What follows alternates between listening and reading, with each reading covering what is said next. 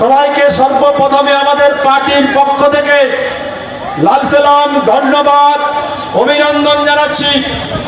আপনারা আরো আমাদের উপর ভরসা করেছেন, বিশ্বাস করেছেন, তাই আপনাদের ধন্যবাদ জানাই। আজকে এই সভা মঞ্চে উপস্থিত আছেন আমাদের পার্টির কেন্দ্রীয় কমিটির সদস্য এবং আমাদের যুব আইকনের ক্যাপ্টেন নামে খ্যাত কমরেড মীনাক্ষী মুখার্জি, তাকে আমরা এরিয়া কমিটির পক্ষ থেকে ধন্যবাদ, লাল সালাম জানাচ্ছি। আমার বন্ধুবর, আমার জেলা কমিটির সদস্য, আমাদের দক্ষিণ 24 পরগনা কমরেড সায়েন্স ব্যানার্জি ক্ষুরধার বক্তব্য রাখেন, টিভিতে আপনারা দেখেছেন, এবং তিনি একাধারে অ্যাডভোকেট, হাইকোর্টের অ্যাডভোকেট বিকাশ বাবুদের সহযোগী। তাই তাকেও আমাদের পার্টির পক্ষ থেকে সাগরে আসার জন্য মীনাক্ষীর সাথে সাথে আমি সায়ন ব্যানার্জিকে ধন্যবাদ, লাল সালাম সাগরবাসীর পক্ষ থেকে জানাচ্ছি। এখন আমাদের বিপদে আপদে আমাদের সৈনিক, প্রবীণ সৈনিক কমরেড শেখ ইসমাইল, কমরেড মিলন বাবু অভিভাবকের মতো আমাদের পরামর্শ দেন। এরকম যারা আমাদের সাথে বিপদের দিনে আছেন তাদেরকে আমরা পার্টির পক্ষ থেকে ধন্যবাদ, লাল সালাম জানাই। লাল সালাম জানাবো আপনাদের অগণিত মানুষ যারা আপনাদের আজ ভরসা করে এই পার্টির ডাকে আহ্বানে এই 2 মাসের সরকারের যে নীতি নৈতিকতা, যে পথে চলছে, তার যা সিস্টেম, সেগুলোকে আপনারা সমর্থন করছেন না এবং লাল ঝান্ডার প্রতি আপনারা বিশ্বাস করছেন এবং বিশ্বাস আরোপ করেছেন। তাই আপনাদের সকলকে আমাদের পার্টির পক্ষ থেকে লাল সালাম জানাই। এই 2 মাসের সরকারের সম্পর্কে আছেন আপনারা অযথা এদিক ওদিক আপনাদের ছোটানো হচ্ছে।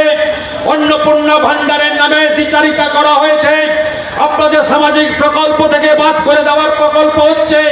তাই মানুষ আমাদের ডাকে সাড়া দিয়েছেন। দোকান উচ্ছেদের বিরুদ্ধে আমাদের কথা বলতে হবে, সময় এসেছে। বিকল্প ব্যবস্থা না করে করা যাবে না।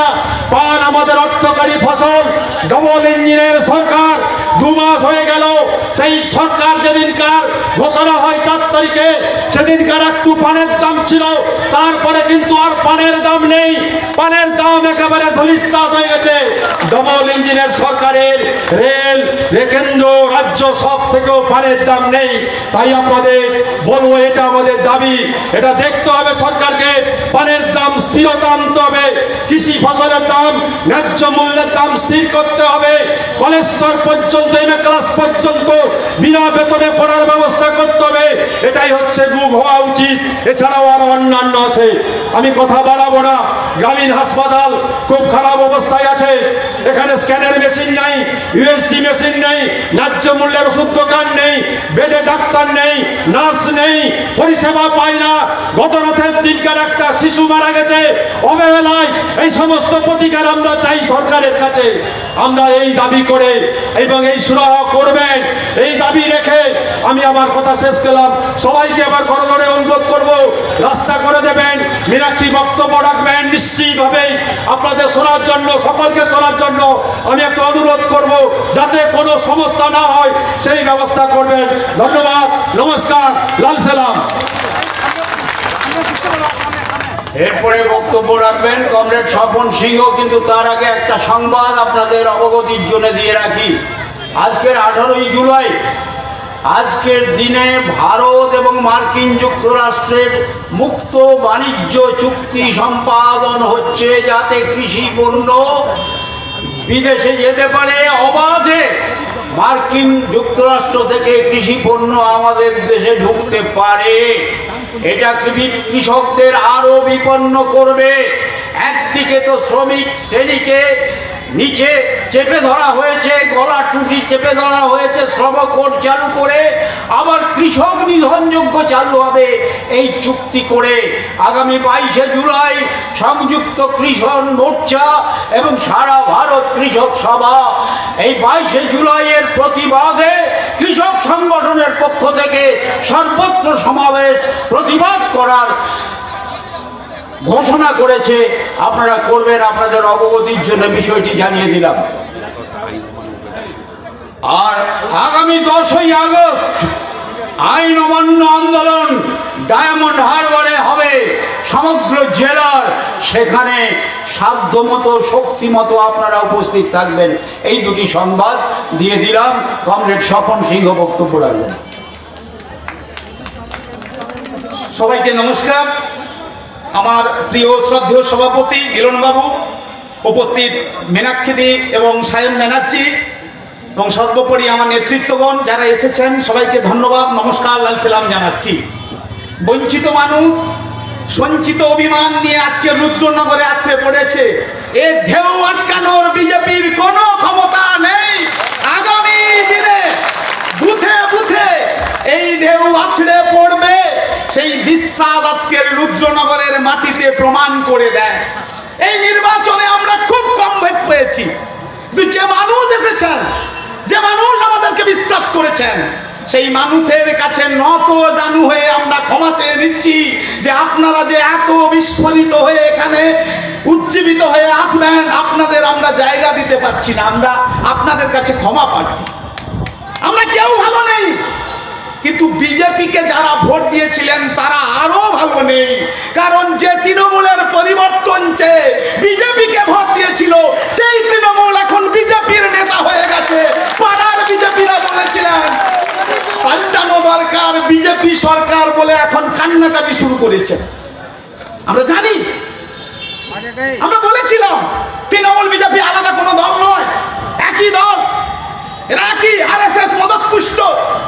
যে চোর তৃণমূলগুলোকে জেলে থাকার কথা, যে চোর তৃণমূলগুলোকে জেলে বছরের পর বছর থাকার কথা, কতগুলো ডিম ছুটে দিয়ে তাদেরকে আহ্বান জানিয়ে বিজেপি তাদেরকে বিজেপিকরণ করে দিচ্ছে। আর পাড়ায় দাঁড়িয়ে থাকা গরিব মানুষটি, যিনি তৃণমূলের ঝান্ডা বেঁধেছিলেন, তাকে অপমানিত হতে হচ্ছে, আক্রান্ত হতে হচ্ছে। কোথায় বঙ্কিমবাবুরা, কোথায় আপনার সেই বাটপারগুলো, কোথায়? কেন সেই মানুষের পাশে দাঁড়াচ্ছেন না? কেন লাল ঝান্ডাকে নিয়ে দাঁড়াতে হচ্ছে?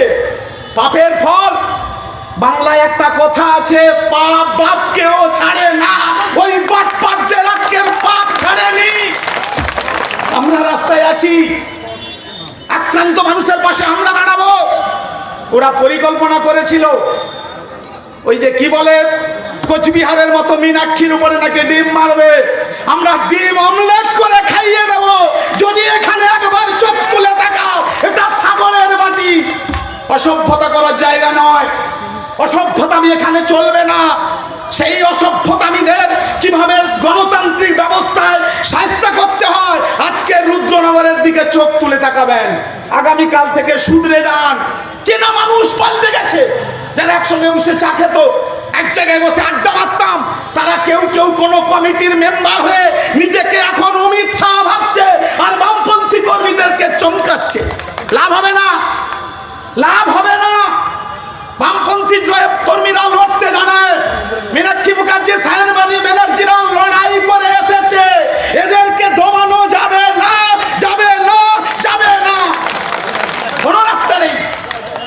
অন্নপূর্ণা ভান্ডারের গরিব মায়েরা ভাত নাম চলে গেছে। ওরা বলছিল শিল্প আনবে, এখন বলছে তাসলিমা আর নাসরিনকে আনছি। শিল্প নেই। কি পরিস্থিতি! গরিব মানুষের এসসি কার্ড বাতিল, বার্ধক্য ভাতা 3 মাস পায়নি, কৃষক বন্ধু বাতিল, সব বাতিল। গোটা রাজ্য জুড়ে এই গত 2 মাসে গোটা বিজেপি গরিব মানুষের জীবন জীবিকাকে ছারখার করে দিয়েছে। তাই আমরা বলতে চাই, নির্বাচন আসবে যাবে। বামপন্থীরা কথা দিয়েছিল 1 পাই 2 পাই 4 পাই লাল ঝান্ডা নিয়ে আপনাদের সঙ্গে থাকবো। আর বঙ্কিমবাবুদের পার্টি লাটে উঠে গেছে 1,20,000 ভোট পেয়েও রাস্তায় নেই, গরিব মানুষের পাশে নেই। আমরা আছি। আমাদের পুলিশ বলেছিলেন আপনারা এত তাড়াতাড়ি নামবেন, আমরা নামবো না।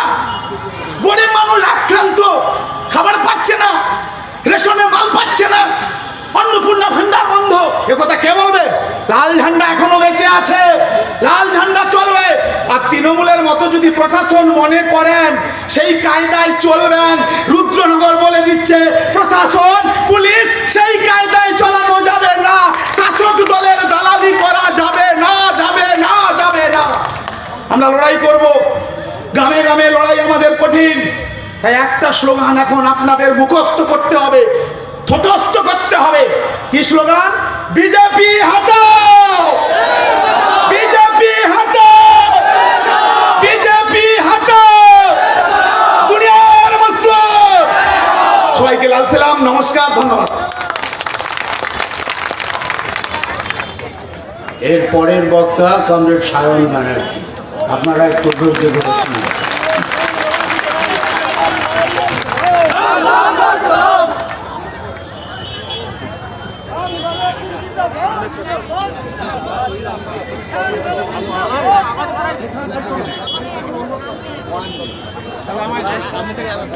ঠিক আছে, এটা উঠবে না, এটা এটা কি আটকানো?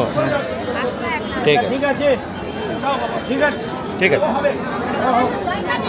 আচ্ছা ঠিক আছে।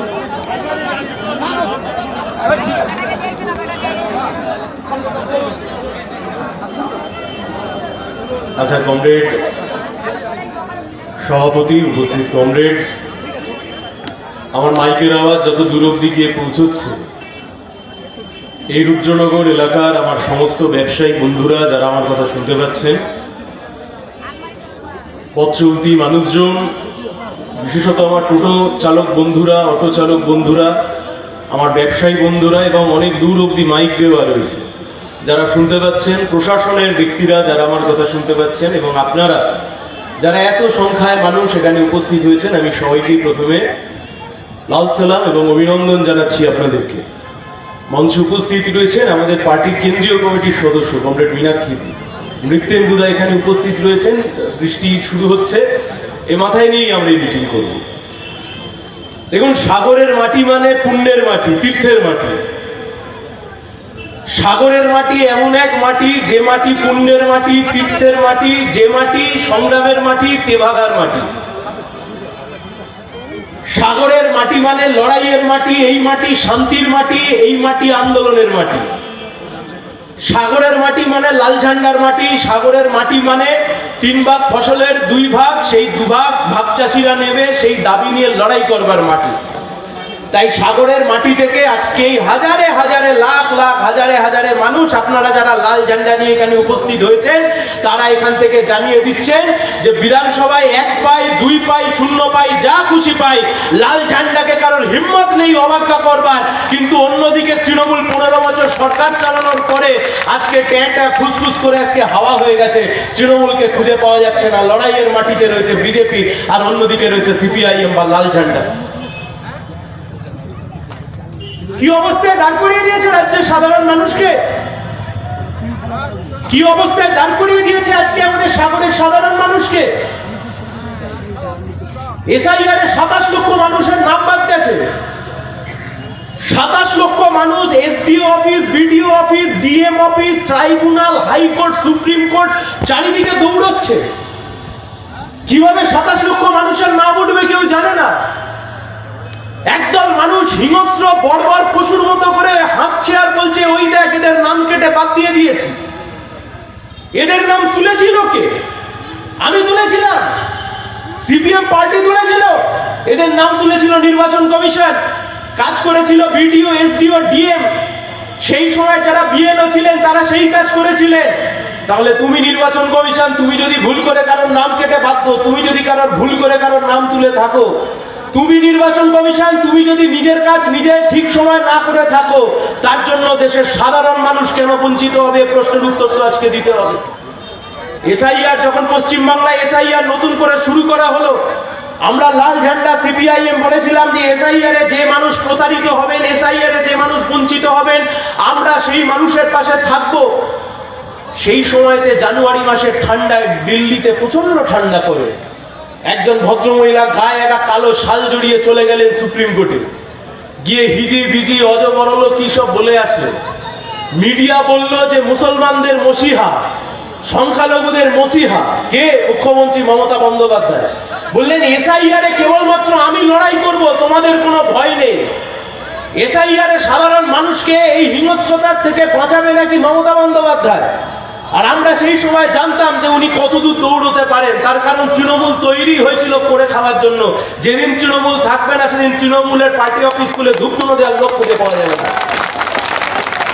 আজকে একবার তাকিয়ে দেখুন তো, ভোট হয়ে গেল, ভোটের সময়তে 27 লক্ষ মানুষের নাম বাদ গেল। 15 বছরের মুখ্যমন্ত্রী 2 মাস হয়েছে ক্ষমতায় নেই, 27 লক্ষ মানুষ আজকে রাস্তায় দুয়ারে বিডিও অফিস এসডিও অফিসে ঘুরে বেড়াচ্ছেন। মুখ্যমন্ত্রী একবারের জন্য ফিরে তাকিয়েছেন। তৎকালীন মুখ্যমন্ত্রী মমতা বন্দ্যোপাধ্যায় যিনি বলেছিলেন এসআইআর এর বিরুদ্ধে লড়বো, মানুষের পাশে থাকবো, আজকে আর উনি ফিরে তাকিয়েছেন? আজকের আর উনি ফিরে তাকাননি। কিন্তু লাল ঝান্ডা সেদিন কেউ বলেছিল যে এসআইআর এর মাধ্যমে এ দেশের নাগরিক, এই রাজ্যের নাগরিক 14 গোষ্ঠী ধরে এই মাটিতে বড় হয়েছে, এই মাটিতে কবর হয়েছে, এই মাটির চিতায় তাদের দেহ উঠেছে, সেই দেহের ভস্য গঙ্গা দিয়ে চলে গেছে। এই মাটিতে জন্ম হয়েছে, এই মাটিতে মরেছে, এই মাটিতে জন্মেছে, এই মাটিতে বড় হয়েছে।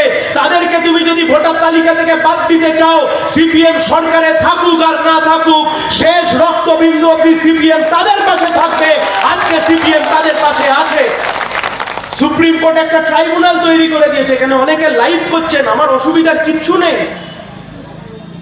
আমি আইনজীবী হওয়ার পরে সিপিএম করতে আসিনি, আমি আগে সিপিএম হয়েছি তারপর আইনজীবী হয়েছি। সুপ্রিম কোর্ট একটা ট্রাইব্যুনাল তৈরি করেছে, ও ট্রাইব্যুনালের অবস্থা তৃণমূলের পার্টি অফিসের মতো, খুলে ধূপধুনো দেওয়ার লোক নেই। ট্রাইব্যুনালে কে কার মামলা শুনবে, কে জাজের হাতে ফাইল তুলে দেবে, কে কার মামলায় বলবে কেউ জানে না। 27 লক্ষ মানুষের নাম ট্রাইব্যুনালে পড়ে রয়েছে। কটা ট্রাইব্যুনাল সারাদিনে মামলা শুনছি আমরা কেউ জানি না। ট্রাইব্যুনালের মামলা তাড়াতাড়ি শেষ করবার জন্য মানুষ এবার হাইকোর্টে দৌড় লাগিয়েছে। হাইকোর্টে মামলা করবার পরে হাইকোর্টে এত মামলা হয়ে গেছে, বিচারপতি বলছে আর দুর্গাপুজো অবধি আমি মামলা শুনবো না। মানুষ কোথায় যাবে? সুপ্রিম কোর্টে গেলাম, সুপ্রিম কোর্ট বললো ট্রাইব্যুনালে যাও। ট্রাইব্যুনালে গেলাম, ট্রাইব্যুনালের দুয়ার বন্ধ। ট্রাইব্যুনাল থেকে হাইকোর্টে গেলাম, হাইকোর্টে মামলার পর মামলা, মামলার পর মামলা, দিস্তা পাহাড় মামলা এখন জমছে। তাই আমরা আপনাদেরকে বলছি, এত সহজে এই লড়াই থেকে আমরা সরে আসতে পারি না। এই লড়াই কার বিরুদ্ধে ঘোষণা করেছে বিজেপির কেন্দ্রের সরকার? ভালো করে দেখুন, এসআইআর এ যাদের নাম বাদ গেছে সব গরিব পিছিয়ে পড়া মানুষ। কোন ববি হাকিমের নাম বাদ যায়নি। ববি হাকিমরা এখন বিজেপির সাথে গিয়ে শুভেন্দু বাবুর পাশে মাদুর বিছিয়ে যোগা দিবসের দিন হ্যাঁ হ্যাঁ করে যোগা করছে, আর গরিব মুসলমান মানুষের নাম কেটে বাদ দিচ্ছে বিজেপির সরকার। তাই জন্য আমরা বলছি এসআইআর এ প্রতারিত হয়েছে হিন্দু মুসলমান, কিন্তু সবচাইতে বেশি প্রতারিত হয়েছে গরিব খেটে খাওয়া সাধারণ মানুষ। আর আমার শ্রেণী যখন আক্রান্ত হয়েছে, গরিবের পার্টির গরিব মানুষের দিকে যখন আঙুল উঠেছে, লাল ঝান্ডা বুকে আঁকড়ে তাকে ধরে দাঁড়িয়ে থাকবে। এত সহজে সেই মানুষকে আমরা কাটছাড়া করতে পারি না। এসআইআর এ বঞ্চিত মানুষের কাছে সিপিআইএম লড়বে, আদালত থেকে রাস্তা, বিডিও থেকে এসডিও। আমি পার্টিকেও এখানে বলবো, আমাদের পার্টির যে নেতৃত্বরা রয়েছে, তালিকা তৈরি করুন। বিডিও আর এসডিও অফিস শুধু এসির হাওয়া খেলে হবে না, কাজ করতে হবে। এসআইআর এর নাম দ্রুততার সাথে ট্রাইব্যুনালে নিষ্পত্তি করতে হবে। সরকার তৈরি হয়েছে মানুষের জন্য, সংবিধান তৈরি হয়েছে মানুষের জন্য। মানুষকে খাদের দ্বারে ফেলে দিয়ে তুমি একা এসির হাওয়া খেতে পারো না। কি অবস্থা! একটা সরকার এসছে 2 মাস হয়েছে। আরে তৃণমূল যা পাপ করেছে, বিজেপি ডিম ছুটছে, ওরা ভাবছে ডিমে সেই পাপ ধুয়ে যাবে। কিন্তু বিজেপি যা পাপ করছে, সে তো সংক্রান্তির দিন গিয়ে এখানে ডুবিয়ে চোবালেও সে পাপ গিয়ে ধুয়ে পূর্ণ হবে না। 2 মাস সবে হয়েছে শুভেন্দু বাবুর সরকার, যা করছে গোটা রাজ্য জুড়ে। সংক্রান্তির দিন গোটা মন্ত্রিসভায় সেখানে ডুব মারলেও ও পাপের পূর্ণ হবে না। গুন্ডা দমন আইন নতুন করে সরকার নিয়ে এসছে, সবে 2 মাসের সরকার। আইনের মানে কি? আইনের মানে হচ্ছে সরকারের যদি মনে হয় আপনি গুন্ডা, আর সেই গুন্ডা দমন আইনের মাধ্যমে সরকার যদি আপনাকে একবার গ্রেফতার করতে পারে বা ডিটেন করতে পারে, 1 বছর অবধি বিনা বিচারে আপনাকে সরকার জেল খাটাতে পারে। এটা আইন। 1 বছর ধরে বিনা বিচারে জেল খাটানোর জন্য শুভেন্দু বাবু সরকার বিধানসভায় বিল পাস করে আইনে পরিণত করেছে। আইনের নাম গুন্ডা দমন আইন। আমার মাইকের আওয়াজ যদি বিজেপির নেতা কর্মীর কান অব্দি যায়, বন্ধু আমি তোমাকে বলছি, ভেবো না এই গুন্ডা দমন আইন কেবল আমাদের উপর প্রয়োগ হবে। আজ থেকে কয়েকদিনের মধ্যে পশ্চিমবঙ্গে পৌরসভার ভোট হবে, আজ থেকে 1-2 বছরের মধ্যে পশ্চিমবাংলায় পঞ্চায়েতের ভোট হবে। পঞ্চায়েত পৌরসভা ভোটের সময় যে কোনো দক্ষিণপন্থী ডানপন্থী দলে মারপিট হয়, কে টিকিট পাবে, কে মনোনয়ন পাবে, কে ভোটে দাঁড়াবে, সেই নিয়ে মারপিট হয়। জেনে রেখো বন্ধু, এই গুন্ডা দমন আইনে যার হাতে ক্ষমতা থাকবে আর উল্টো দিকে বিজেপির যে নেতা কর্মীর কাছে ক্ষমতা থাকবে না, পঞ্চায়েতের ভোটে দাঁড়ানোর জন্য তোমার বিজেপির সেই বন্ধু তোমাকে 1 বছর ধরে এই গুন্ডা দমন আইনে সেই দিনকে জেল খাটাবে। তাই রাস্তায় নেমে এই আইনের প্রতিবাদ করতে হবে। গুন্ডা দমন আইন পাস করাচ্ছে আর হাত তুলে বলছে হ্যাঁ হ্যাঁ এই বিল পাস করানো হোক। তার নাম সবচাইতে বড় গুন্ডা অর্জুন সিং। এক সময় তৃণমূলের গুন্ডা ছিল, এখন বিজেপির মন্ত্রী। অর্জুন সিং হাত তুলে গুন্ডা দমন আইনের বিল পাস করাচ্ছে। চলতে পারে? আমি আপনাদের কাছে জানতে চাইছি, ভারতবর্ষের সুপ্রিম কোর্ট বলছে জামিনই হচ্ছে আইন আর জেলে রেখে দেয়া হচ্ছে ব্যতিক্রম। আর শুভেন্দু বাবু সরকার বলছে না না, আগে আমার মনে হবে ওই লোকটা গুন্ডা, ওকে আমি 1 বছর ধরে কারাগারের মধ্যে পুড়ে রাখবো, তারপর বিচারের কথা হবে। সহজ কথায় বলুন না, ওটা গুন্ডা দমন আইন নয়, ওটা বিরোধীদের দমন করবার আইন। আর এখন তো পশ্চিমবঙ্গে তৃণমূল, কালীঘাট এসব বলে কিছু নেই, তাই আরো সহজ করে বলুন, ওটা সিপিআইএম কে দমন করবার আইন। আপনি সিপিআইএম আর লাল ঝান্ডাকে দমন করবার জন্য গুন্ডা দমন আইন নিয়ে এসছেন। কিন্তু শুভেন্দু বাবু, আপনার সরকারের মন্ত্রী আর আমলারা হয়তো ইতিহাস পড়েনি, ইতিহাস পড়লে জানতে পারবে হিটলার থেকে মুসলিনি এই লাল ঝান্ডাকে পায়ের তলায় রাখবার জন্য একের পর এক স্বৈরাচারী শাসকেরা তারা লাল ঝান্ডাকে ছুঁড়ে ফেলে দিতে চেয়েছিল। আর যারা যারা লাল ঝান্ডাকে ছুঁড়ে ফেলে দিতে চেয়েছিল, ইতিহাস তাদেরকে আস্থা করে পাঠিয়ে দিয়েছে, লাল ঝান্ডা মাথা তুলে দাঁড়িয়েছে।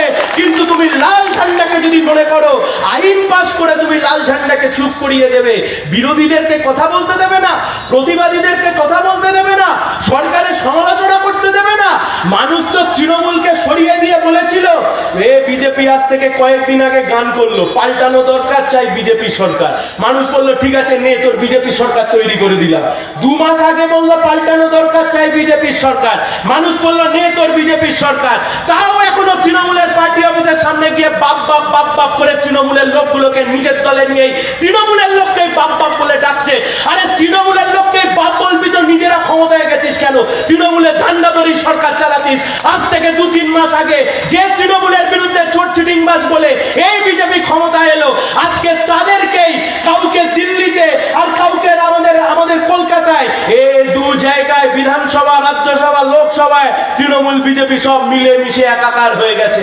আজ থেকে 3 বছর আগে এই লোকসভা নির্বাচনে এই মথুরাপুর লোকসভা কেন্দ্রের প্রার্থী ছিলেন তৃণমূলের, তার নাম ছিল বাপি হালদার। সেই বাপি হালদারকে মানুষ ঢেলে ভোট দিয়েছিলেন বিজেপিকে হারানোর জন্য। আর সেই বাপি হালদার যে আজ থেকে 3 বছর আগে তৃণমূলের চিহ্নে জিতেছিল, আজকে এনসিপিআই নামক দল তৈরি করে সেই দলে গিয়ে আজকে সেই দল বিজেপির সবচাইতে বড় শরিক হয়েছে। আর আমরা বলছি এই ঘোমটার তলায় খেমটা না চলে বেশি দিন আর চলবে না। আগেও আমরা বলেছিলাম আরএসএস মাথায় বসে থেকে বড় ফুল আর ছোট ফুলকে পরিচালনা করে। আজকে চোখের সামনে প্রমাণ হয়ে গেল, ক্ষমতা থেকে গেছে 2 মাস হয়েছে তৃণমূল বিজেপি সব মিলেমিশে আজকে একাকার হয়ে গেছে।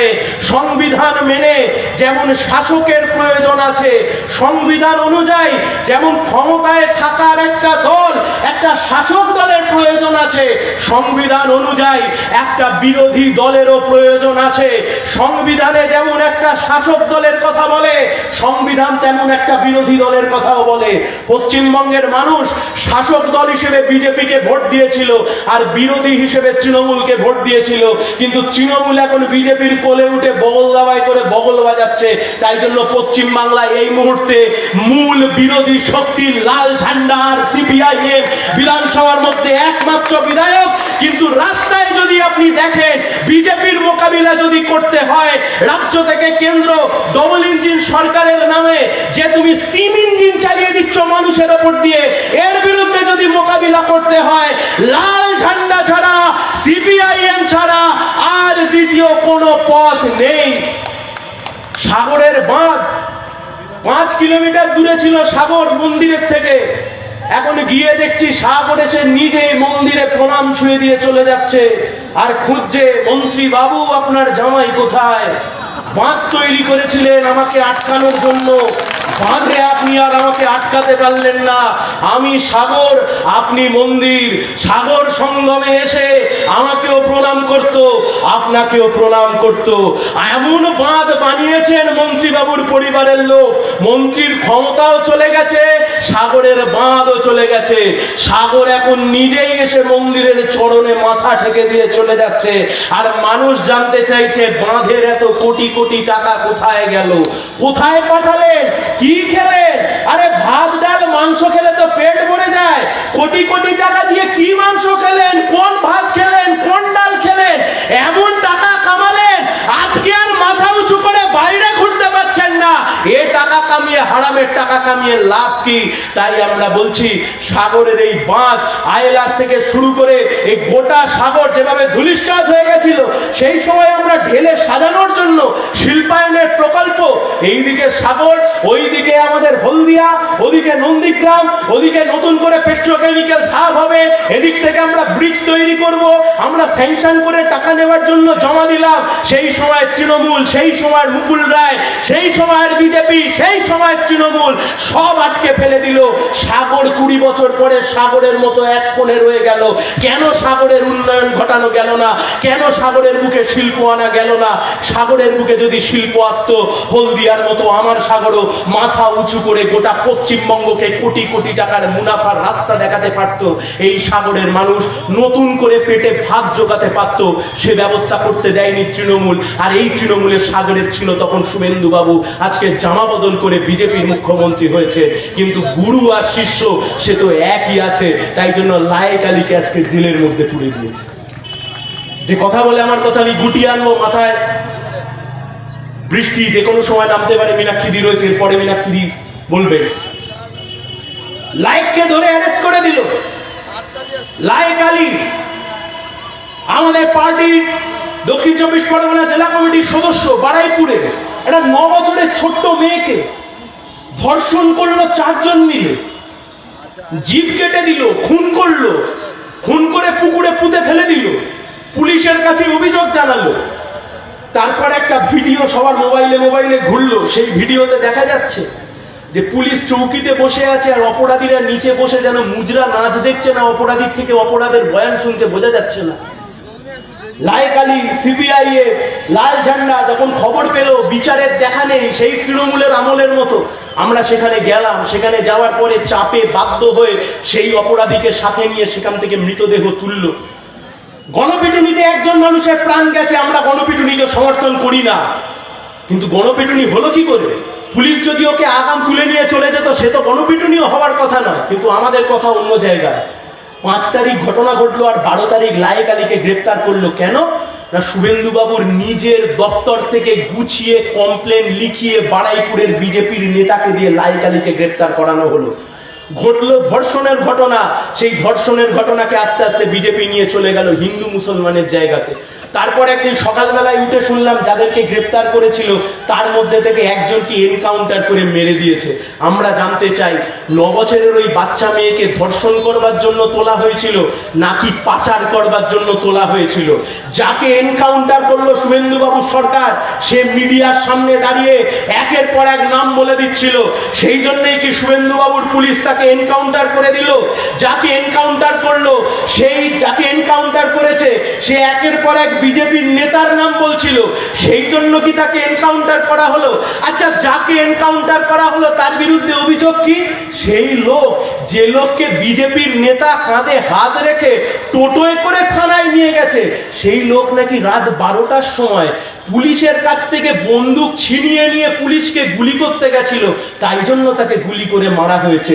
সিনেমায় এই সব গল্প শুনতে ভালো লাগে, বাস্তবের মাটিতে এই সব গল্প শুনতে ভালো লাগে না। আসল কথা বলুন না, ধর্ষককে এনকাউন্টার করেছেন নাকি সাক্ষীকে এনকাউন্টার করে বাকি ধর্ষকদের কাছে যাওয়ার থেকে পুলিশকে আটকেছে? আজকে পশ্চিমবাংলার মানুষ জানতে চায়, বাংলার মানুষ জানতে চায়।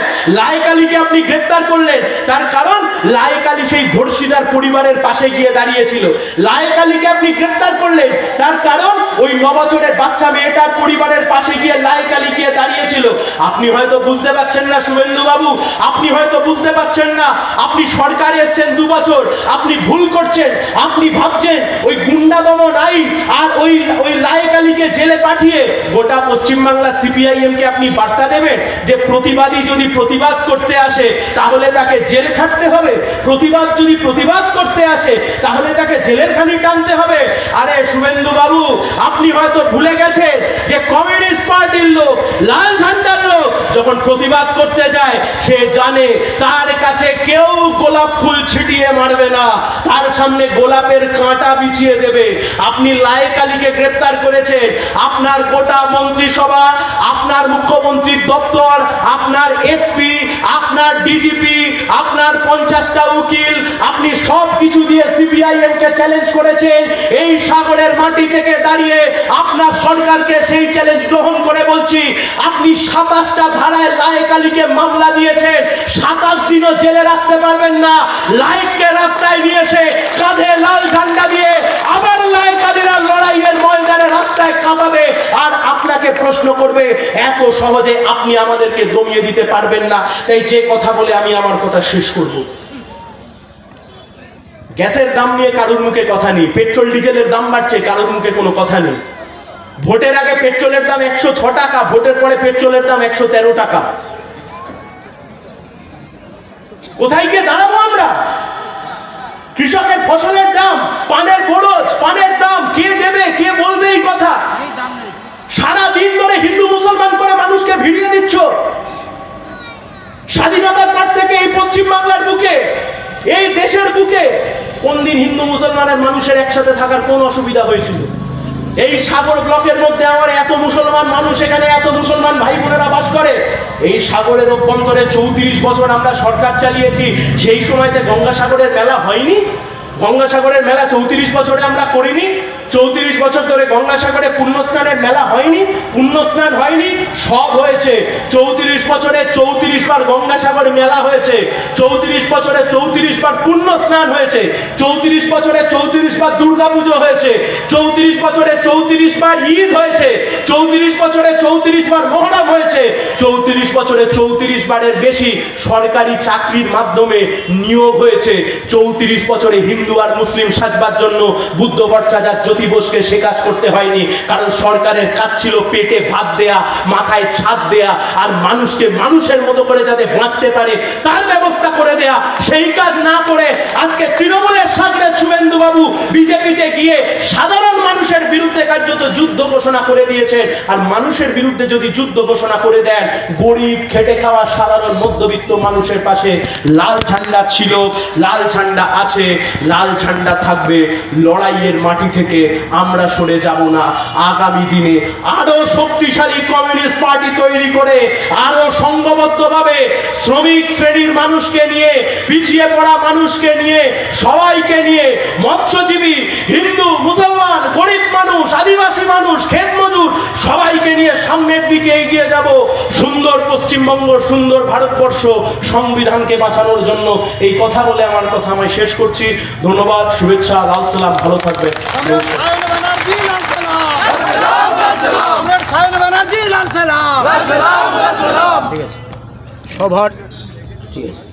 সবার পক্ষ থেকে কমরেড সায়ন ব্যানার্জিকে রক্তিম অভিনন্দন জানাচ্ছি। এর পরের বক্তা, যার বক্তব্য শোনার জন্য আপনারা অধীর আগ্রহে এখানে এসছেন, দাঁড়িয়ে আছেন, বসে আছেন, কমরেড মীনাক্ষী মুখার্জি, তাকে আহ্বান করছি তার বক্তব্য। কমরেড মীনাক্ষী মুখার্জি, লালে লাল, লাল সালাম। কমরেড মীনাক্ষী মুখার্জি, লাল সালাম। সময় নেবেন। শ্রদ্ধেয় সভাপতি, মঞ্চে উপস্থিত আছেন আমাদের পার্টির নেতৃত্বরা এবং আপনারা। আমাদের এখানকার প্রার্থী, আমাদের নেতৃত্ব, আমাদের সভাপতি সায়ন আজকের এই বর্তমান পরিস্থিতিতে কথা বলেছে। আমার আগে প্রার্থী একটি স্লোগান দিয়েছেন যে বিজেপি হটাও, দেশ বাঁচাও, বাংলা বাঁচাও। বিজেপি 12টা বছর ধরে ভারতবর্ষের সরকার পরিচালনা করছে, 12 বছর। পশ্চিমবঙ্গে 2-3 মাস।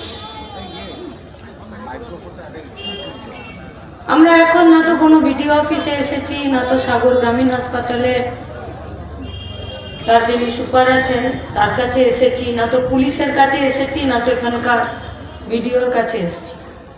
আমরা এসেছি আপনাদের কাছে। একথা তো আমাদের আলাদা করে বলার কোনো ব্যাপার নেই যে যখন 3 মাস আগে রেজাল্ট বেরোলো তখন গোটা পশ্চিমবঙ্গে সব থেকে কম ভোট লাল ঝান্ডা পেয়েছে। এরকম বহু মানুষ আছেন যারা আমাদেরকে প্রকাশ্যে বলেছেন, দেখো বাবু পার্টিটা তোমাদেরই করবো, বুঝলে, আছি তোমাদের সঙ্গে, কিন্তু ভোটটা এবারে বিজেপিকে। ভুল বলছি না তো? তৃণমূলকে হাঁটাতে, তৃণমূলকে হারাতে, তৃণমূলকে তাড়াতে আমরা বিজেপিকে ভোট দেব, মানুষ প্রকাশ্যে বলেছেন। সিপিএম মারধরও করেনি, করতেও পারবে না, করবেও না। মানুষের গণতান্ত্রিক অধিকার, মানুষ সেই গণতান্ত্রিক অধিকার নিজে প্রয়োগ করেছেন। 3 মাস এখনো হয়নি, হতে চলল, সরকার গঠন হয়েছে। এই 2-3 মাসের মধ্যে যারা লুট করেছে, চুরি করেছে, লোকের জমি হড়প করেছে, গাদা গাদা টাকা নিজেদের ব্যাংক ব্যালেন্স বানিয়েছে, মানুষের উপরে অত্যাচার করেছে, তৃণমূলের নেতারা, মন্ত্রীরা, কর্মীরা, মানুষ তো এদের বিরুদ্ধেই রেগে বিরক্ত হয়ে তারপরে তো মানুষ একটি সিদ্ধান্ত নিয়েছেন। কিন্তু আক্রমণ তো শুধু তৃণমূলের উপরেই থেমে থাকলো না, থাকলো কি? গোটা পশ্চিমবঙ্গে তো ফিরে সিপিএম এর পার্টি অফিসগুলোকে দখল করছে। লায়েক আলী তো সিপিএম এর কর্মী, লায়েক আলী জেলে। মন্টু মিয়া এই 2 মাসের মধ্যে আমাদের পার্টির কমরেড খুন হয়ে গেল। আজ বাড়ি থেকে বেরোলো, কালকে যখন সকালবেলা তার বউ খবর পেয়ে তার ভাইকে নিয়ে ডেড বডি পুকুর থেকে তুললো, তখন গোটা শরীরটা অ্যাসিড ঢেলে পুড়িয়ে দিয়েছে।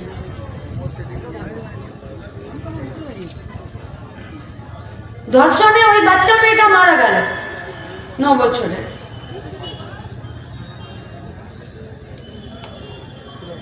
চুরি, দুর্নীতি, লুটের, খুনের, মাফিয়াগিরির, জমি হড়পের কোনো কেস আছে লায়েকের বিরুদ্ধে? স্যার, কোনো কেস নেই।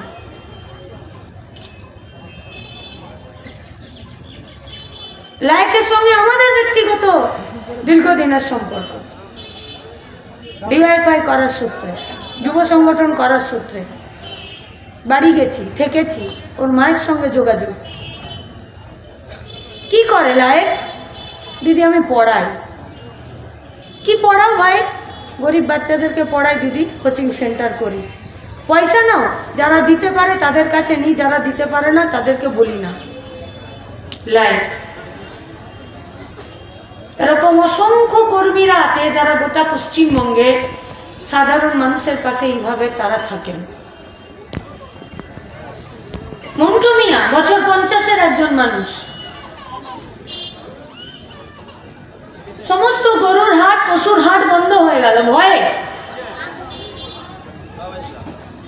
পশ্চিমবঙ্গে এখন একদল সব তরতাজা কম বয়সী দামাল ছেলেপুলেরা সব এখন বিভিন্ন জায়গাতে নিজেরা বিভিন্ন দল তৈরি করেছে। দল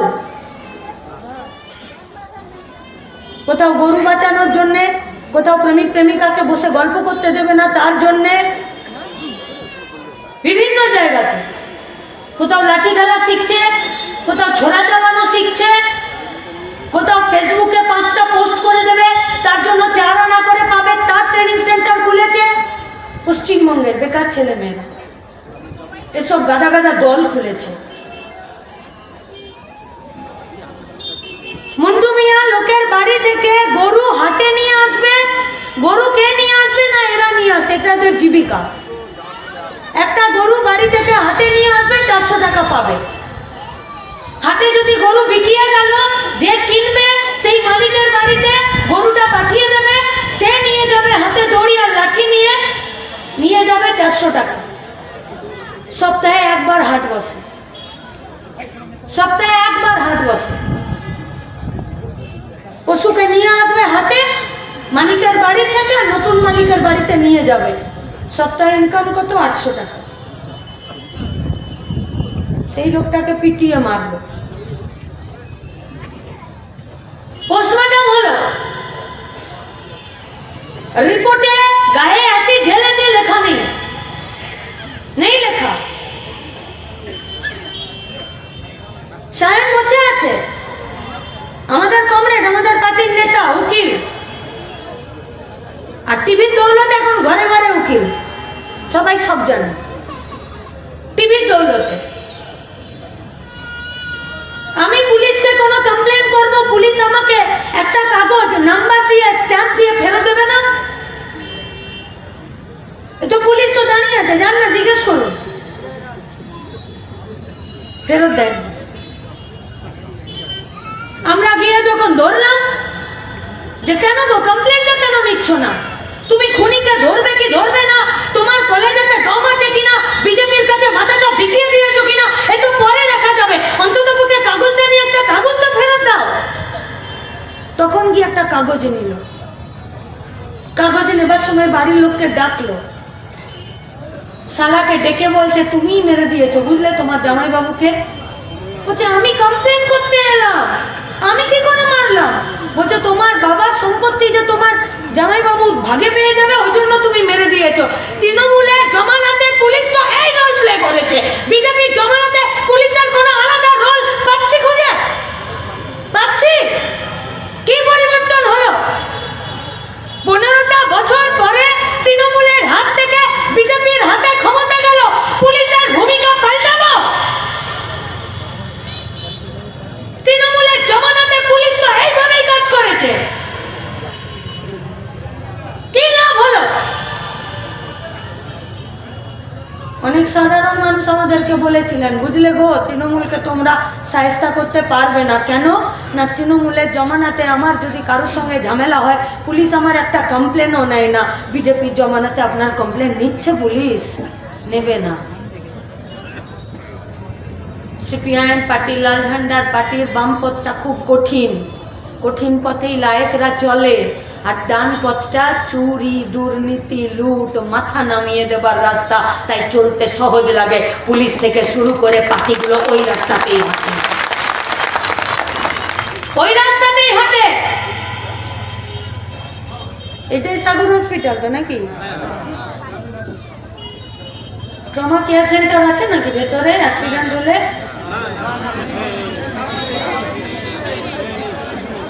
আচ্ছা, যদি কারো হার্টের ব্যামো হয়ে যায় তার আছে চিকিৎসা? নাই।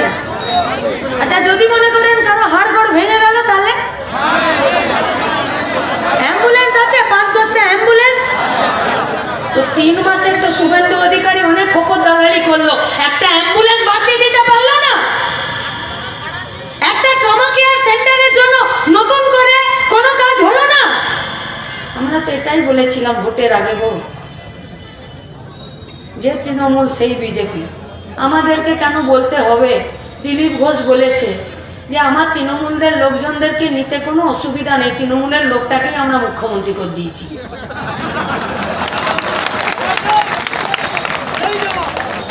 আর মুকুল রায় বলেছিল যে তৃণমূল সেই বিজেপি। ওরা তার কপিল মুনি আশ্রমের কোনো মুনি ঋষি নন, ওরা সব তৃণমূল বিজেপির নেতা।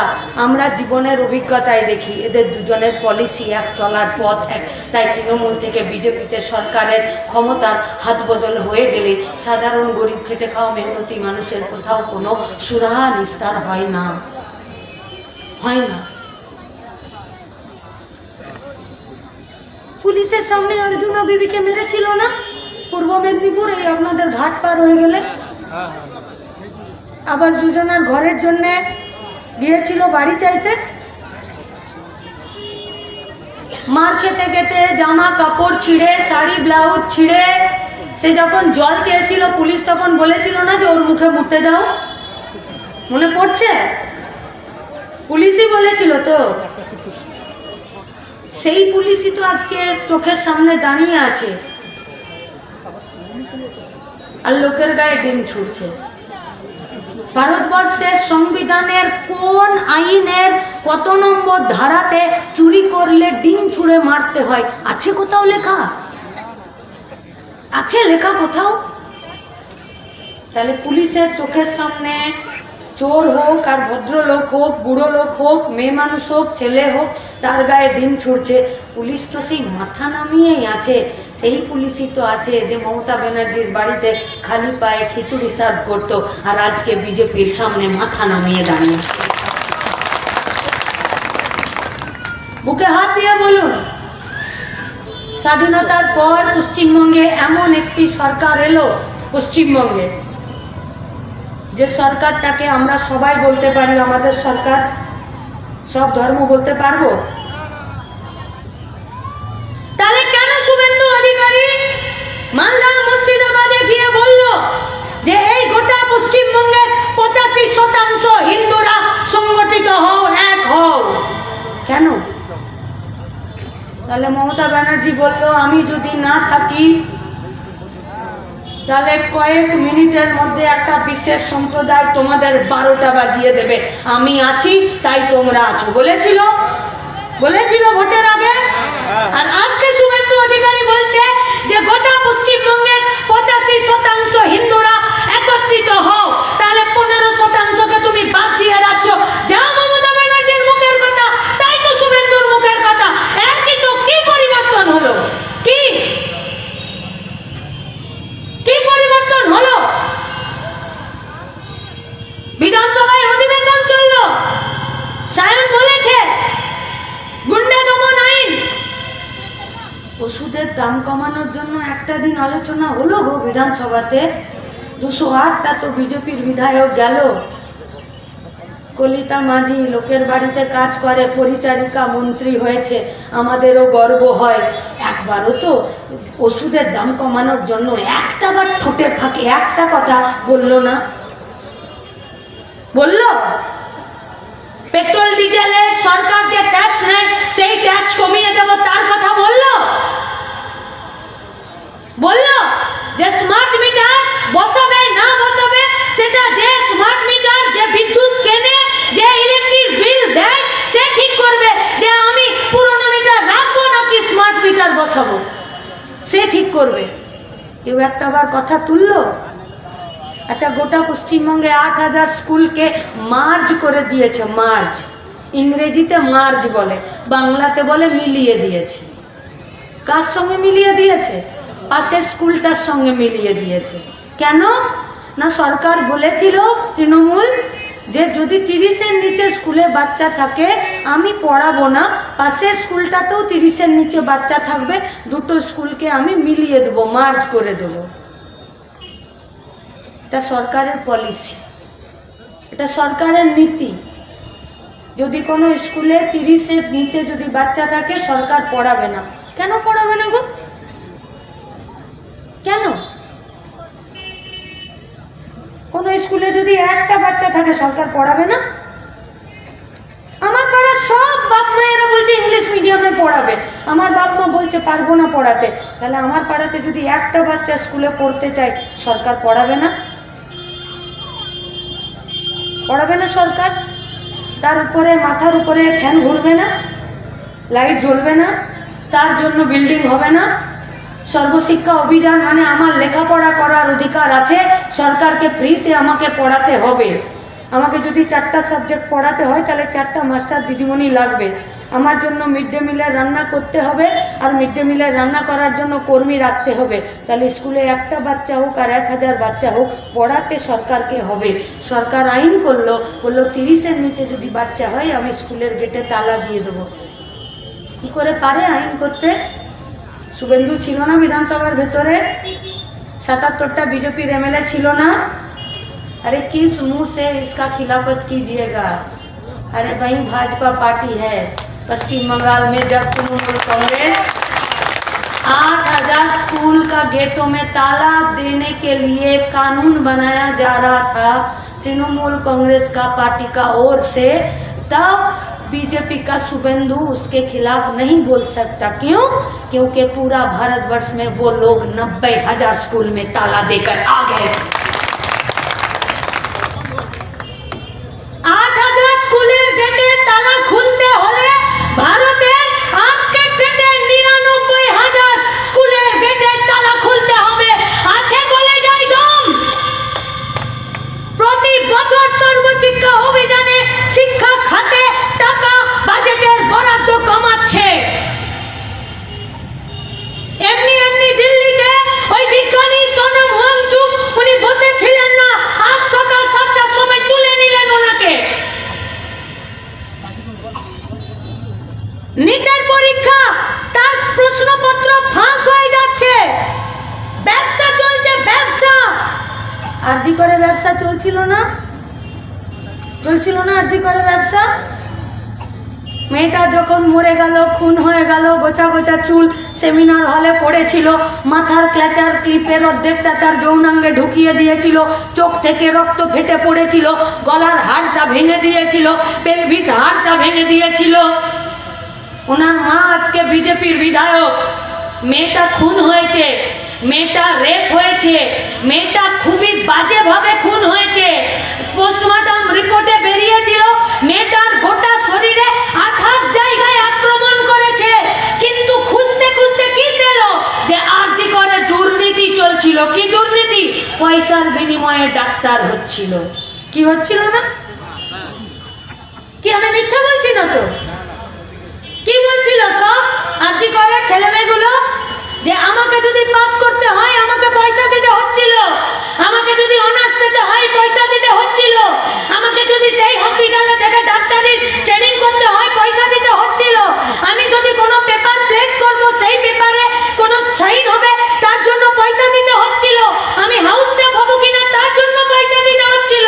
আর সুদীপ্ত সেন, সুদীপ্ত গুপ্ত না কি নাম ওর, আরজি করে সন্দীপ ঘোষ, আর ও বলল যে আমার এই পয়সায় কুলোচ্ছে না, আমি এখন মর্গে থাকা ডেড বডিগুলোর সঙ্গেও খারাপ সিনেমা বানিয়ে বাজারে বিক্রি করছিল আর লোকের অঙ্গ প্রত্যঙ্গও বেচে দিচ্ছিল।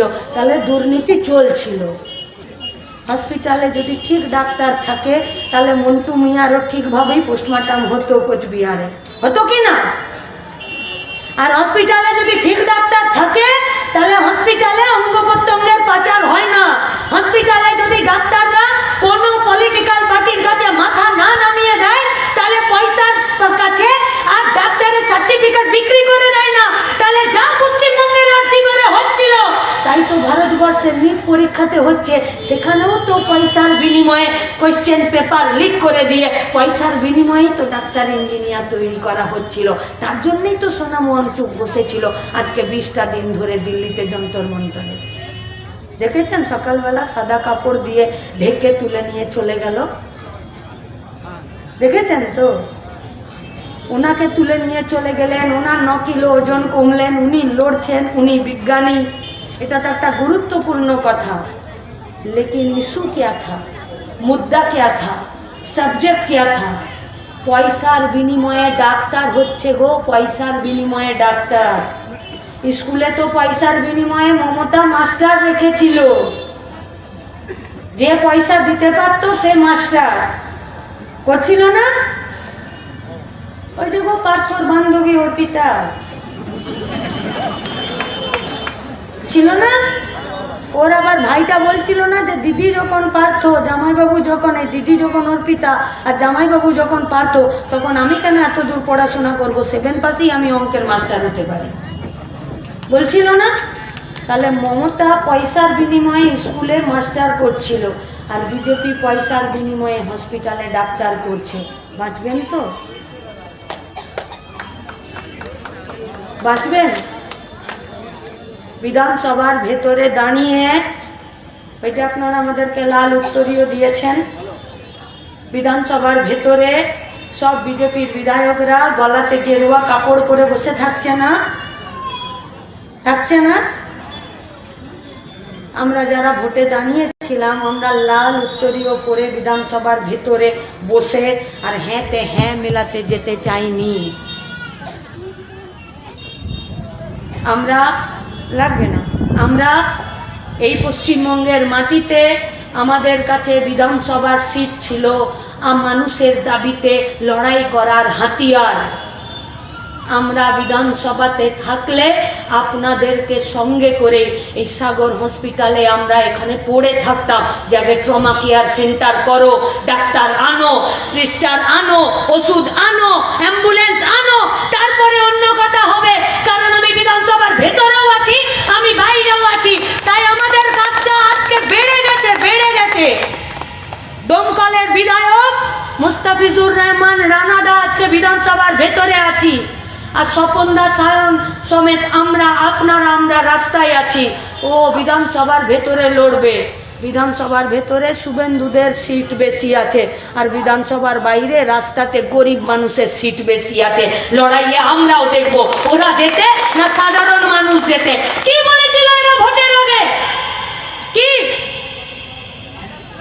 সব কন্ট্রাকচুয়ালকে, সব অস্থায়ী শ্রমিকদেরকে আমরা পার্মানেন্ট করব, কি বলেছিল? তো কম বয়সী ছেলে মেয়েরা আছো ভাইয়েরা, আমাদের মাথা গোজার জন্য সৎ পথে মাথা উঁচু করে একটা কাজের জায়গা চাইছি আমরা, আর অন্য কিছু না। সৎ পথে মাথা তুলে একটা রোজগারের জায়গা চাইছি, যেখানে আমার কাজের একটা স্থায়িত্ব থাকবে। যে কেউ আসবে আমাকে ব্ল্যাক মেরে বের করে দিতে পারবে না। আমাকে বার করার আগে যার কাছে আমি কাজ করি তার সঙ্গে আগে আলোচনায় বসতে হবে। আমাকে, আমার ট্রেড ইউনিয়নকে, আমার আইনকে, আমার সংগঠনকে, আমার সরকারকে, আমার মালিককে আর আমি শ্রমিক আমাদেরকে নিয়ে বসতে হবে। বা সেইটুকুই তো চেয়েছিলাম। তখন এরা কি বলল? এরা বললো আমরা যদি আসি তো সমস্ত যারা আছে তাদের সবাইকে পার্মানেন্ট করে দেব। আমি ওই 8 নম্বর লটে ভেসেলে চেপে এলাম। যতক্ষণ সময় লাগলো, যারা ভেসেলের ওই সমস্ত জায়গাতে কাজ করেন, ওই ঘাটে যারা কাজ করেন, তারা কতটা পার্মানেন্ট, কতটা স্থায়ী, কতটা কন্ট্রাকচুয়ালে কাজ করেন আমরা জানি না। কিন্তু যতজন ছিলেন সারাক্ষণ শুধু এসে বলে গেলেন, দাদা দিদি আমাদের বেতনটা বাড়ালো না। আগের সরকারও প্রতিশ্রুতি দিয়েছিল, এই সরকারও প্রতিশ্রুতি দিয়েছিল, কিন্তু হলো না। প্রতিবাদ করলে আমাকে কখনো নেজাতে পাঠিয়ে দেবে, কোথাও অন্য জায়গায়, কোথাও অন্য জেলায়, কোথাও ডায়মন্ডে, কোথাও গঙ্গাতে পাঠিয়ে দিচ্ছে। আর যখন বিজেপি যখন বলছে যে আমি সবাইকে পার্মানেন্ট করে দেব, চাকরির স্থায়িত্ব করে দেব, তখন গোটা ভারতবর্ষে 2025-26 সালের আর্থিক বছরে ভাইয়েরা দাঁড়িয়ে আছো, শুধু লাল ঝান্ডার সমাবেশে আসুনি, আমরা লড়তে এসেছি, মাটি কামড়ে পড়ে থাকতে এসেছি। বিধানসভার সিটে জিতে লালবাতির গাড়িতে এসি রুমে বসে গায়ে হাওয়া লাগিয়ে ঘুরতে আসেনি। বিধানসভায় জিতলে ওদের আইন তৈরিতে ভেতরেই প্রতিবাদটা হতো। আর আজকে বাইরে দাঁড়িয়ে আছি, তাই আপনাদের কাছে এসেছি, তোমাদের কাছে এসেছি। শুধু সমাবেশে এলাম, মিছিলে এলাম, মিটিংয়ে এলাম, দুটো স্লোগান দিলাম, পরিবেশের পরিবর্তন হবে না, সমাজের পরিবর্তন হবে না।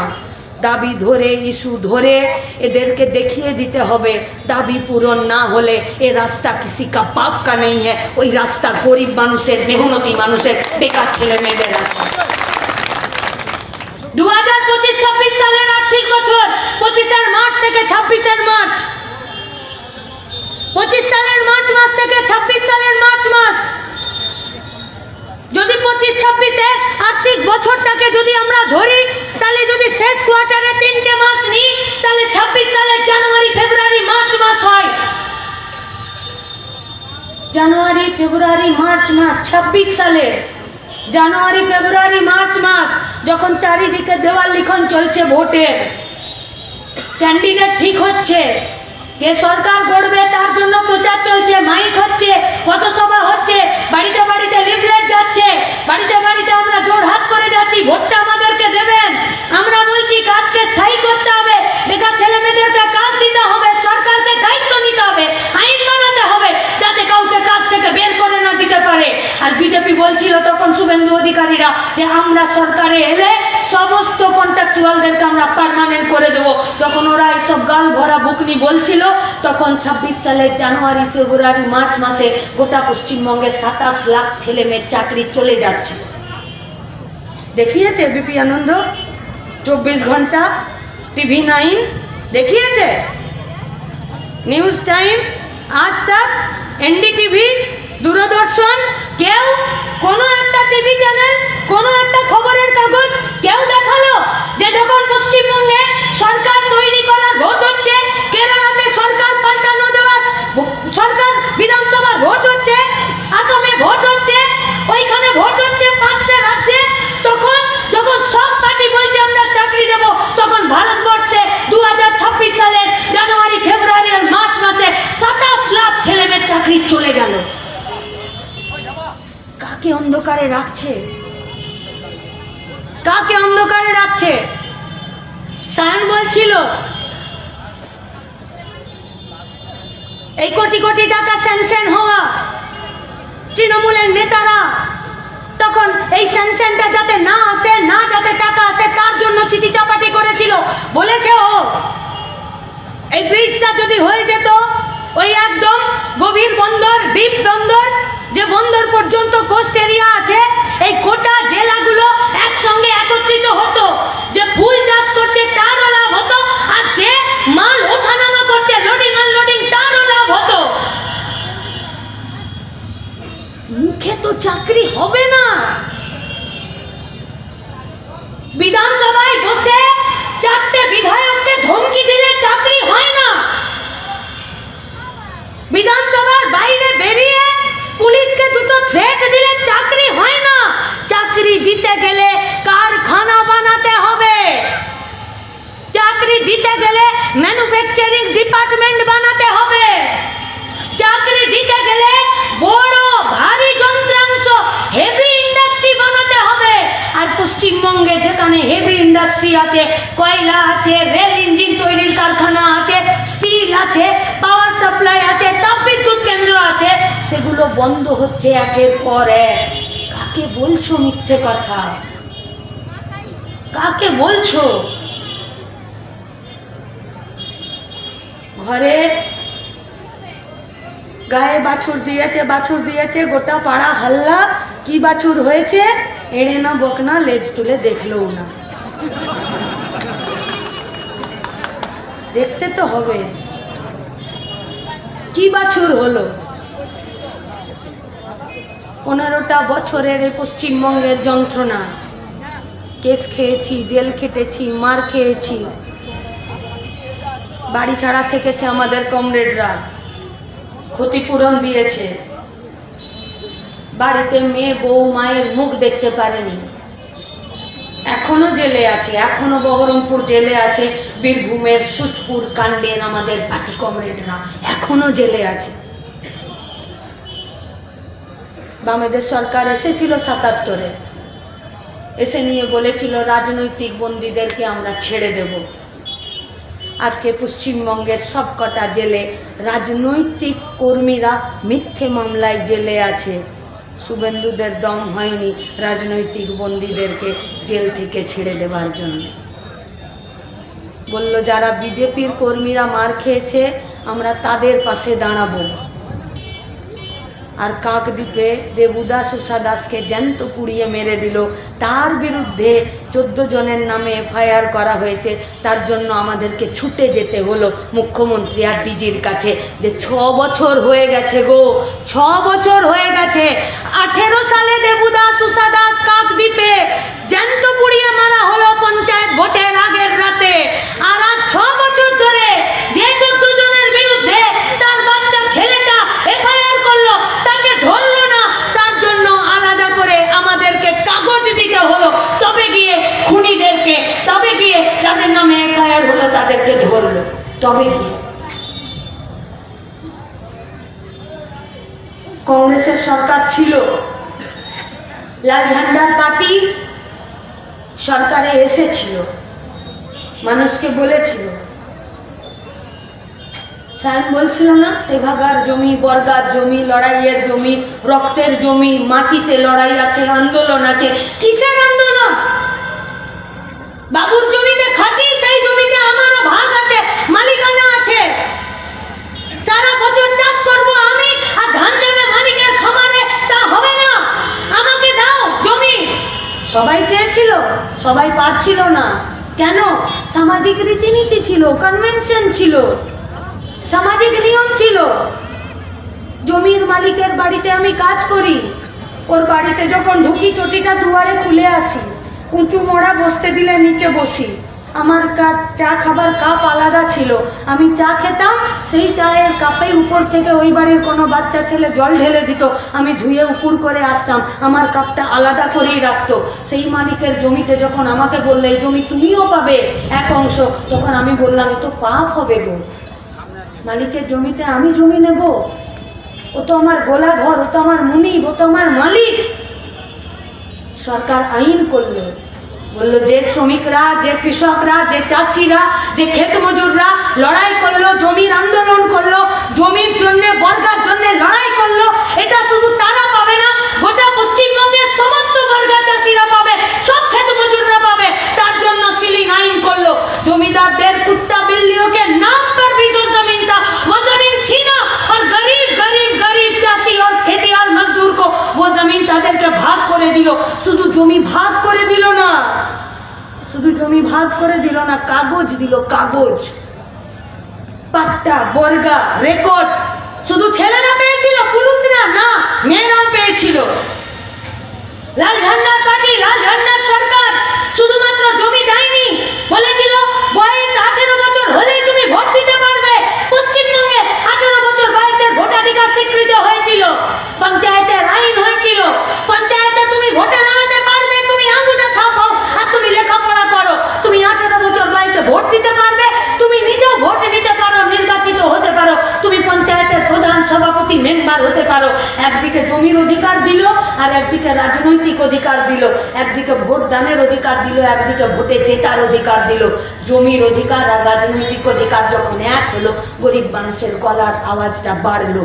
তাতে শুধু ক্ষমতার হস্তান্তর হয়নি, গোটা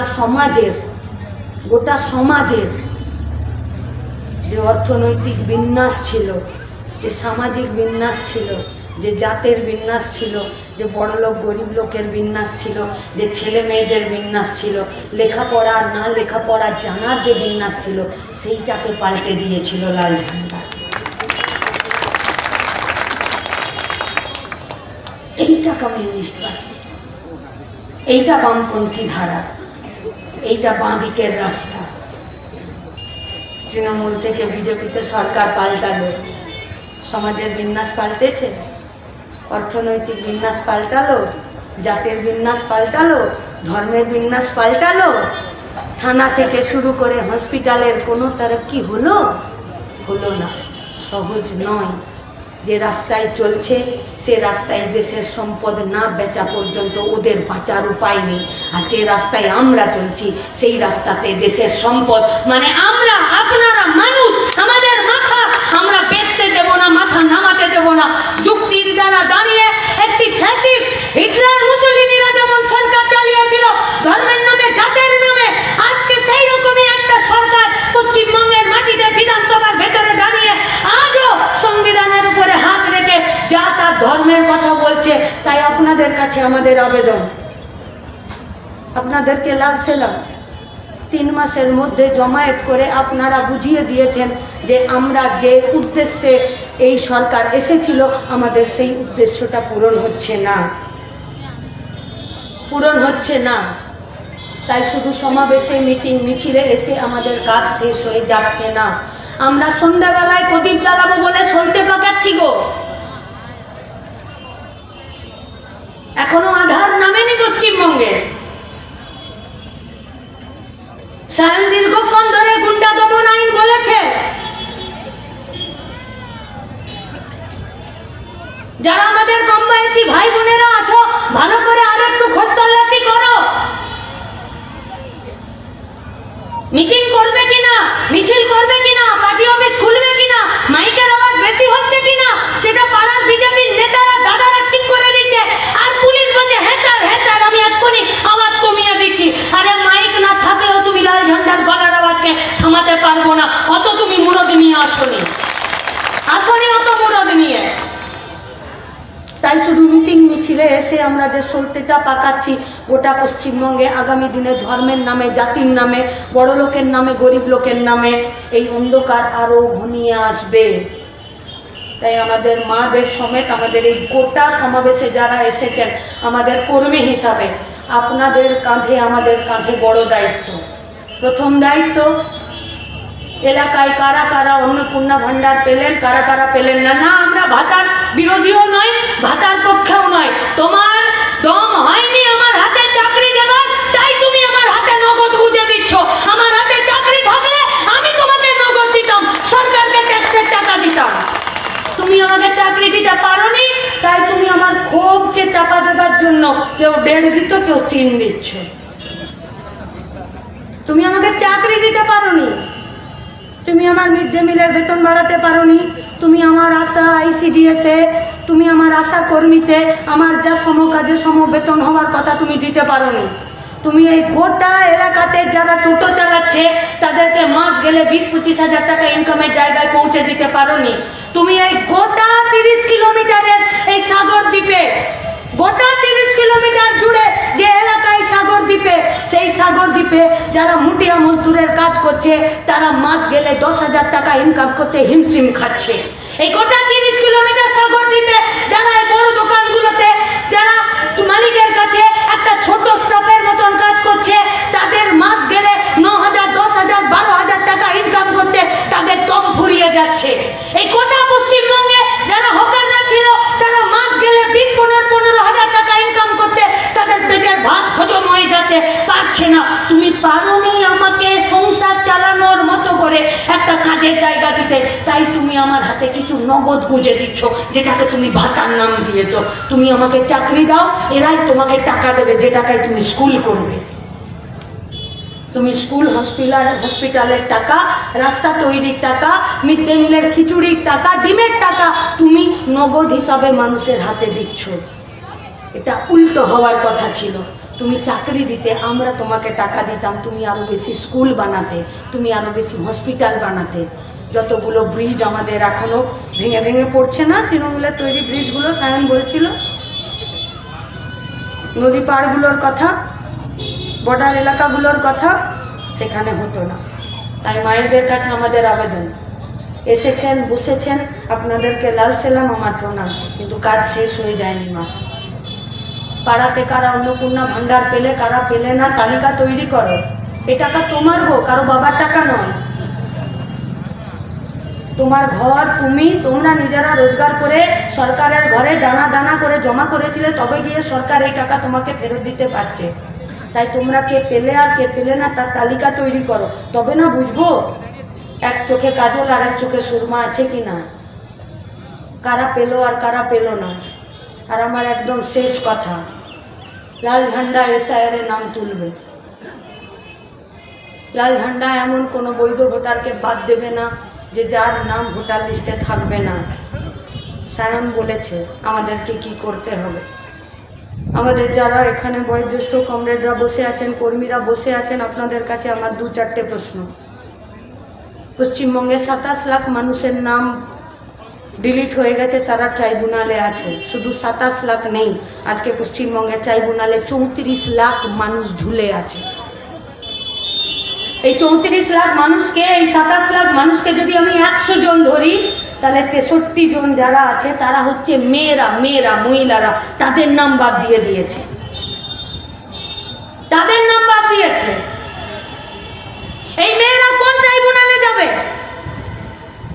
বিডিও অফিস, কলকাতা হাইকোর্ট, উকিল ধরবে? ঘরে নুন আনতে পান্তা ফুরোয়, ঘরে 5টা লোক, তার মধ্যে 2টো মেয়ে মানুষের নাম বাদ পড়ে গেছে।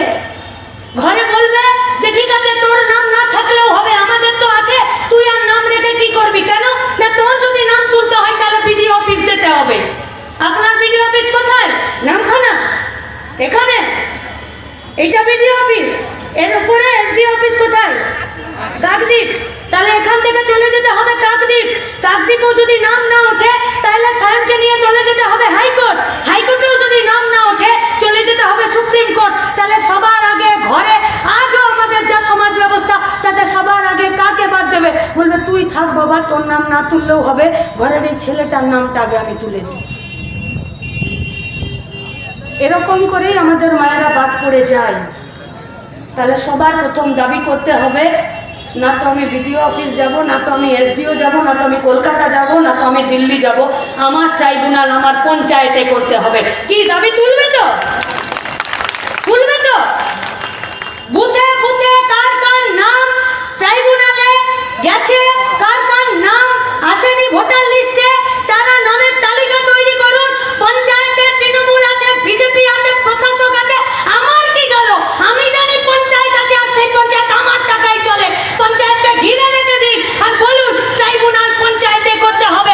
আমাদের বাড়ির মেয়েরা যাবে না বাইরে, ওরা নিজের পঞ্চায়েতে ভোটার লিস্টে নাম তোলার ব্যবস্থা করতে হবে। আমার 2 নম্বর কথা, এতদিন এরা কি বলল যে নামের বানান ভুল, ছোটখাটো ভুলেও নাম বাদ দিয়ে দিল। কি ঠিক তো? ছোটখাটো নামের বানান ভুল, বয়সে ডেটে ভুল, ঠিকানাতে ভুল, ছবিতে ভুল, নম্বরে একটু একটু ভুল, নাম্বার চলে গেছে তো। কাগজপত্র তো ছিলই, তার সঙ্গে এগুলোও ছিল। কি বললো মমতা ব্যানার্জি? যদি একটা কোর্ট এফিডেভিট ইসি হাইকে নির্বাচন কমিশনকে দিয়ে দিত তাহলে এই ঝামেলা থাকতো না। তাহলে মমতা যদি কোর্ট এফিডেভিট না দিয়েছে, আমরা আজ থেকে বলতে চাই শুভেন্দু অধিকারী দিয়ে দিই কোর্ট এফিডেভিট, আধা ঝামেলা এখনই মিটে যাবে। দেখ শুভেন্দু অধিকারী কোর্ট এফিডেভিট, যে নামের বানান ভুল যদি থাকে, ছোটখাটো নামের ভুল বানান যদি ভুল থাকে, বিবি যদি বেগম হয়ে যায়, খাতুনের বানান যদি ভুল থাকে, আর তার বাপের বাড়ি আর শ্বশুর বাড়ির নাম যদি টাইটেল যদি পাল্টে যায়, দেখ শুভেন্দু অধিকারী সুপ্রিম কোর্টে আর ইসিআই এর কাছে কোর্ট এফিডেভিট, যে যদি এগুলো হয় তাহলে তুমি নামগুলো ঠিক করে দাও। আধা নাম আমাদের মায়েদের আধা নাম কাল ঠিক হয়ে যাবে। আর তৃতীয় কথা আপনাদের কাছে বলছি, এর আগে ভোটার লিস্টে নাম তুলতে যেতেন যারা আমার বয়সী, 40, 42, 35 বছর বয়সী আছেন, যারা ভোটার লিস্টে নাম তুলতে গেছেন, পার্টির কর্মী আছেন, এলাকার পাড়ার লোকের ভোটের নাম তুলতে গেছেন, তারা আমাকে বলুন বিএল ওর ফিজিক্যাল ভেরিফিকেশন বলে একটা জিনিস ছিল? হ্যাঁ ছিল তো? যে ও এই এলাকায় থাকে কিনা, ওর নাম ভোটার লিস্টে উঠবে কিনা, ওর 5টা কাগজ নেই কিন্তু ওই বাড়িতে থাকে, ওর মা বাবা এরা এই পরিবারের আছে, তাহলে বিএলও যাবে, ফিজিক্যাল ভেরিফিকেশন করবে, স্পট ভেরিফিকেশন করবে। বিএলও এসে একটা 4 লাইন লিখে একটা সই করে, আর তার কাগজ যখন জমা হবে তার সঙ্গে একটা কাগজ দেবে, ছবি তুলতে গেলে ওই কাগজটা লাগতো। মনে পড়ছে কি? মনে পড়ছে? তাহলে যদি ভোটার লিস্টে নাম তোলাবার সময় যদি বিএলওদের ভেরিফিকেশন থাকে, ফিজিক্যাল ভেরিফিকেশন, স্পট ভেরিফিকেশন থাকে, তাহলে এবার ওর নাম তোলাবার জন্যে বিএলওদেরকে ফিজিক্যাল ভেরিফিকেশন করে এনে তাকেই কাগজ দিতে হবে আমার নাম তোলার জন্য, বিডিও অফিসে, এসডিও অফিসে। আমাদেরকে এই দাবিগুলোকে তুলতে হবে, এই দাবিগুলোকে আদায় করে ছাড়তে হবে, তবে না বুঝবো মমতার আঁচলে শুভেন্দুর মুখটা এখনো বোঝা আছে কি না, নাকি বেরিয়েছে। তবে না বোঝা যাবে যে বিজেপি এসআইআর করে আসলে নাম বাদ দিতে চেয়ে কি করতে চেয়েছে। তাহলে কি রেশন দোকানের খাতা থেকে আমার নাম বাদ দিতে চাইছে, তাই কি এসআইআরে আমার নাম বাদ দিল? তাহলে কি আমাকে বুড়ো হয়ে গেলে ভাতা দেবে না, তার জন্য কি আমার নাম এসআইআরে বাদ দিল? তাহলে কি আমার বাচ্চা হলে আমার বাচ্চার যা যা সরকারি স্বীকৃতি আছে, যা যা প্রকল্প আছে, সেখান থেকে বাদ দেবার জন্য আমার নাম এসআইআর থেকে বাদ দিল? তাহলে কি আমার নাম অন্নপূর্ণা ভান্ডার থেকে বাদ দেবার জন্যই আমার নামটা ভোটার লিস্ট আগের থেকে বাদ দিয়ে দিল? নাকি আমার বাচ্চা, আমার বাড়ির লোক স্কুলে কলেজে পড়বে আর সে কোনো একটা স্কলারশিপ পাবে কি পাবে না, সেইটা বাদ দেবার জন্যই কি এসআইআরের নাম বাদ দিল? তাহলে বিজেপি সরকারের উদ্দেশ্যটা কি? 12 বছর ধরে ভারতবর্ষে চলা বিজেপি সরকারের, মোদী সরকারের উদ্দেশ্যটা কি এসআইআরের? সরকারি রেশন থেকে পশ্চিমবঙ্গের গোটা ভারতবর্ষের কোটি কোটি মানুষকে বাদ দেওয়া। সচেতন থাকুন, বাড়িতে কেউ ডেটা কালেক্ট করতে এলে তাদেরকে স্পষ্ট করে বলুন বাড়িতে কাদের নাম অন্নপূর্ণা ভান্ডার, কার কি রেশন কার্ড আছে আর কার কার এসআইআর আছে তালিকা তৈরি করুন।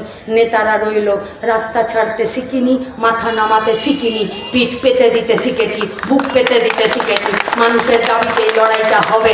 বিধানসভার ভেতরে ফিরে বলছি, একক সংখ্যাগরিষ্ঠতা ওদের থাকতে পারে, রাস্তাতে লাল ঝান্ডাই থাকবে আপনাদেরকে সাথে নিয়ে। লড়াইয়ে সামিল হওয়ার আহ্বান রাখছি। মাটি কামড়ে পড়ে থাকার জন্য আপনাদের কাছে প্রত্যাশা করছি, অঙ্গীকার করছি, রাস্তা ছেড়ে আমাদেরকে কোথাও পাবেন না। ইনকলাব জিন্দাবাদ, লাল সালাম।